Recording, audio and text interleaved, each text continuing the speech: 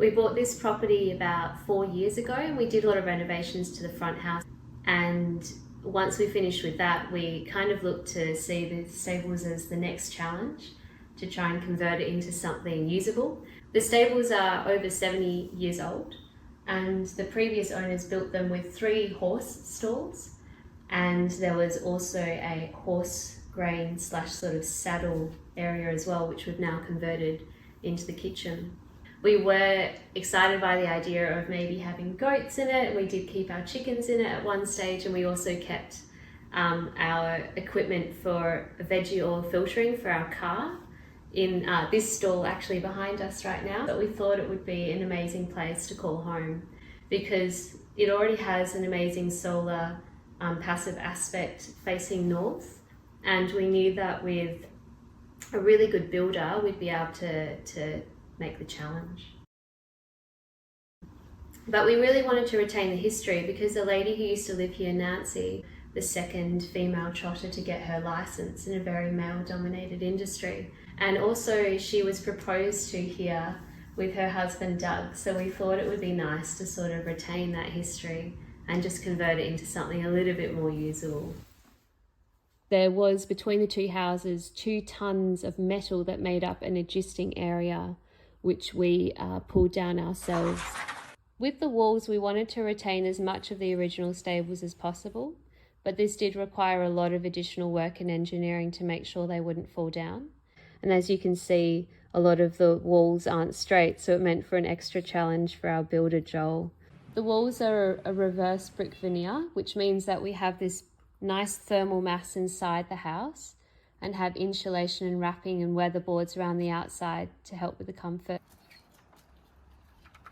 The actual roof itself is SIP panels, left exposed on the underside so we could avoid the extra plasterboard and paint that was needed. And we installed the roof in a matter of hours with some friends who came in to help lift the panels in place.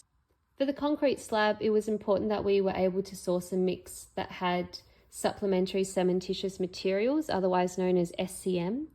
Because cement is one of the most carbon intensive parts of our build, we were glad to get a mix that had 30%, and this can either be made of blast furnace slag or fly ash, and that is a byproduct of the coal industry. Our main design goals were really to use as much reclaimed materials as possible, and we managed to deliver this without having any construction skip bins on site.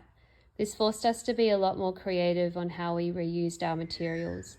In particular, there was a lot of Site 1 limestone due to our really shallow capping, and also lots of old building rubble, which we were able to use in the landscaping in the gabion walls. One of our best reclaimed materials that we were able to source was these amazing secondhand windows, which I found on Gumtree. They are European style UPVC windows, which means that they're thermally broken. These help to define the design of the build, so I stockpiled these windows before we started the design process. One of our favourite parts of the build are the old barn doors, which we were able to retain and put them on barn sliders. We took off some of the layers of paint to expose the many different colours that they'd painted the doors over the years. For the lighting, we wanted to have it adaptable for the various configurations for the room, so we opted for pendant lights that you can alter the length and position, making it easier to change in the future if needed. The stables are all electric, and we have a solar system which we share between the 2 houses on the property. We wanted the house to be as water-wise as possible, so we went for low-flow water fixtures. We also installed grey water, which uses the water from the bathrooms and the laundry, and it's connected to the grey water which irrigates the garden. We also have provisions for a rainwater tank with the first flush diverter installed. We also designed the outside to be very low maintenance with water-tolerant native plants connected to the grey water. We have a nice decking to extend the livable space inside, and we also have pergolas and shade sails outside to help shade the areas in the summertime. Thanks to the great design and the excellent work on the build by our builder Joel, we managed to have a blower door test, which came in under 4, which we were really pleased with, considering we were working with lots of second-hand materials and old building, and we weren't aiming for a full passive house certification. We were also extremely happy with our NATHIS rating, which came in at 9.2 stars. The way that our house has been designed, it's got a perfect north orientation, and the thermal mass in the concrete means that we get this beautiful constant temperature throughout the year.